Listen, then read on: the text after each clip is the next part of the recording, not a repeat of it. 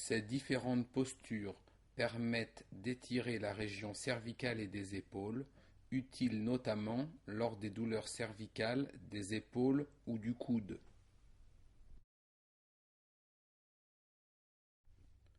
Comme dans la technique de base, positionnez-vous de cette façon, jambes pliées à la moitié de leur longueur, fesses et adducteurs relâchés.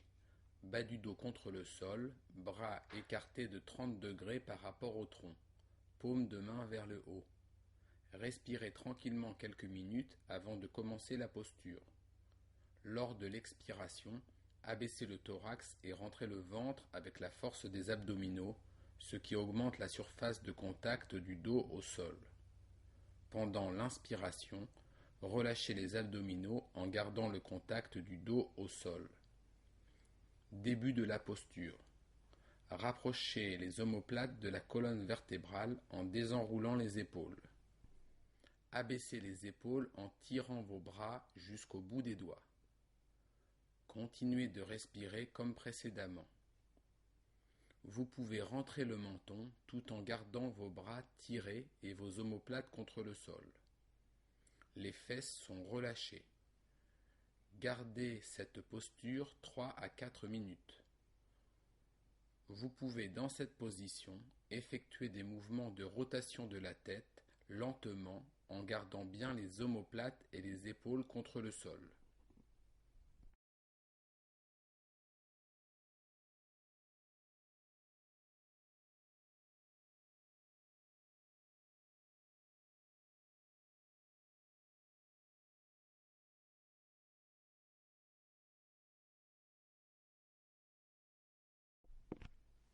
Mettez vos bras en croix à 90 degrés, paume de main vers le haut.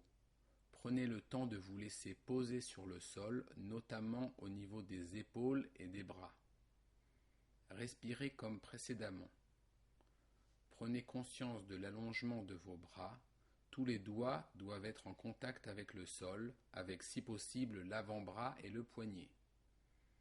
Au bout de quelques minutes, effectuez une rotation de la main en gardant le pli du coude vers le haut. C'est l'avant-bras qui tourne, la paume de la main vient en contact avec le sol, avec si possible tous les doigts. Restez quelques instants dans cette position en sentant l'allongement des chaînes musculaires cervicales et brachiales jusqu'au bout des doigts. Vous pouvez si possible décoller les doigts et la paume de la main en gardant le contact du poignet au sol. Une autre possibilité est de réaliser des mouvements lents de rotation de l'avant-bras avec la paume de la main qui vient en contact avec le sol, puis vers le haut.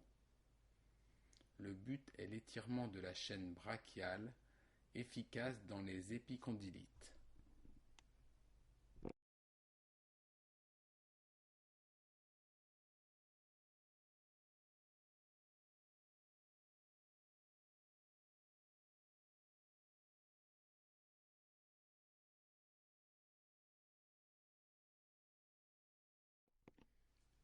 Joignez vos mains devant vous comme si vous aviez un gros ballon entre vos bras. Les épaules sont relâchées et les omoplates doivent être posées sur le sol. Les fesses et le bas du dos sont relâchés. Effectuez lentement un mouvement de glissement de l'omoplate droite vers le haut en gardant vos mains jointes. Attention à ne pas vous décaler vers la gauche. Le bras droit doit monter verticalement. Ramenez ensuite très lentement l'omoplate à sa position de repos contre le sol en prenant conscience de son mouvement. C'est ce mouvement de retour qui relâche les contractures. Faites 5 ou 6 répétitions avant de passer à l'autre côté. Vous pouvez également tourner la tête vers le côté opposé à l'omoplate qui bouge en commençant le mouvement par la rotation de tête. C'est elle qui fait glisser l'omoplate en avant.